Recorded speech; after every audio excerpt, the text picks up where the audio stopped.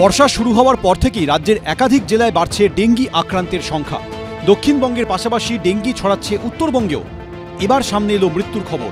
ডেঙ্গিতে আক্রান্ত এক শিশুর মৃত্যু হলো শিলিগুড়িতে।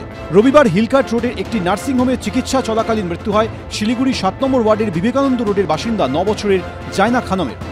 फिर टेस्ट कराया तो डेंगू पॉजिटिव ही आया था। लोग प्लीज कॉर्पोरेशन में बोलिए क्लीन करने के लिए कि जो मेरा बच्चा के साथ हुआ किसी का बच्चा का साथ नहीं हो, बस और कुछ नहीं बोलना चाहेंगे। পরিবারের দাবি 3-4 দিন ধরে জ্বরে ভুগছিল শিশুকন্যা। শনিবার রক্ত পরীক্ষায় ডেঙ্গি ধরা পড়ে।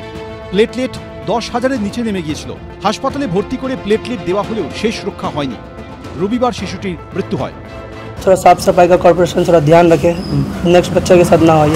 স্বাস্থ্য দপ্তর সূত্রে খবর, দার্জিলিং জেলায় শিলিগুড়ি সংলগ্ন মাটিগাড়ায় ডেঙ্গি আক্রান্তের সংখ্যা সর্বাধিক। মাটিগাড়ায় ডেঙ্গি আক্রান্তের সংখ্যা 33। শিলিগুড়িতে ডেঙ্গি আক্রান্তের মৃত্যু নিয়ে শুরু হয়েছে রাজনৈতিক চাপানোতর। মশকবাহিত রোগকে আটকানোর জন্য ব্যবস্থা নিতে হবে পুরসভাকে। তার সঙ্গে সঙ্গে আমরা আমাদের যেমন রেড ভলেন্টিয়ার, আমাদের যারা ছাত্র যুব সংগঠন আছে তারাও নামবে, মানুষকে সচেতন করবে এবং যতটা আমরা করতে পারি তো সেই কাজগুলো আমাদের করতে হবে। ঘটনা আমি জেনে বিস্তারিত খবর নিয়েছি। একটা প্রাইভেট নার্সিংহোমে কিশোরীটি ভর্তি ছিল। ডেঙ্গু নয় সেটাই বলেছে, কিন্তু আমরা একটা এক্সপার্ট কমিটি তৈরি করা হয়েছে এটাকে খতিয়ে দেখার জন্য, এবং কালকে পুর নিগমে একটা জরুরি মিটিং ডেকেছি। ডেঙ্গির প্রকোপ বাড়তি আতঙ্ক ছড়াচ্ছে রাজ্যবাসীর মনে। বাচ্চু দাস, এবিপি আনন্দ, শিলিগুড়ি। তিস্তার ভাঙনে বিপর্যস্ত কোচবিহারের মেখলিগঞ্জের ৭৬ নিচতরফ গ্রামের একাংশ। গত এক সপ্তাহ ধরে চলছে ভাঙন। এই গ্রাম লাগোয়াই রয়েছে তিস্তার মূল বাঁধ। ভাঙন বাড়লে বাঁধ ক্ষতিগ্রস্ত হওয়ার আশঙ্কা রয়েছে। দ্রুত ভাঙন রোধে পদক্ষেপের আশ্বাস দিয়েছে প্রশাসন। প্রবল বেগে বইছে তিস্তা। জলের চাপে ভেঙে পড়ছে পাড়। নদী গর্ভে তলিয়ে যাচ্ছে বড় বড় মাটির চাই। সর্বস্ব হারানোর আশঙ্কা নিয়ে পাড়ে বসে ভাঙন দেখছেন স্থানীয় বাসিন্দারা। আর একটু পাড় ভাঙলেই গ্রাস করবে জমি বাড়ি। চিন্তা ভয়াবহ চিন্তা আছে, এখানে চিন্তা তো থাকবেই, সকল লোকের চিন্তা আছে। দেখো কত লোকজন করে সারাদিনটাই এখানে বসে থাকে নদীর পরে।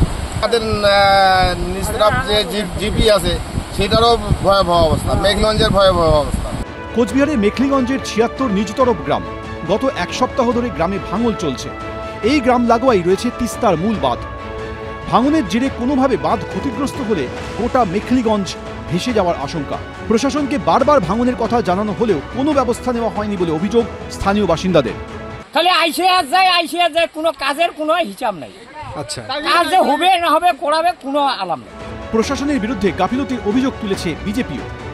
অবশ্যই এটা প্রশাসনের গাফিলতি, কারণ বানটা তো আজকে এখন থেকে শুরু হয়নি ভাঙা, প্রায় 1-1.5 মাস থেকে এটা ভাঙছে। হ্যাঁ, তো এতদিনে এটার একটা যদি ব্যবস্থা করতো তাহলে অবশ্যই এটা সমাধানও হতো, ভাঙতো না। এবং যা শুনছি ইরিগেশন দপ্তরে নাকি এখন ফান্ড নেই।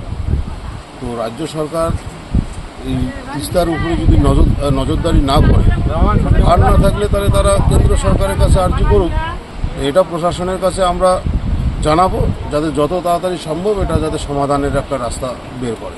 সেচ দপ্তরকে জানানো হয়েছে, আমাদের মেখলিগঞ্জ বিধায়ক প্রচন্দ্র অধিকারীকেও জানানো হয়েছে। তারা দ্রুত সম্ভব এই কাজটি নির্মাণ করবে। সেচ দপ্তর সূত্রে খবর, বাঁধ মেরামতির জন্য বোল্ডার ফেলা হয়েছে। দ্রুত বাঁধ মেরামতির কাজ শুরু হবে। শুভেন্দু ভট্টাচার্য, এবিপি আনন্দ, কোচবিহার।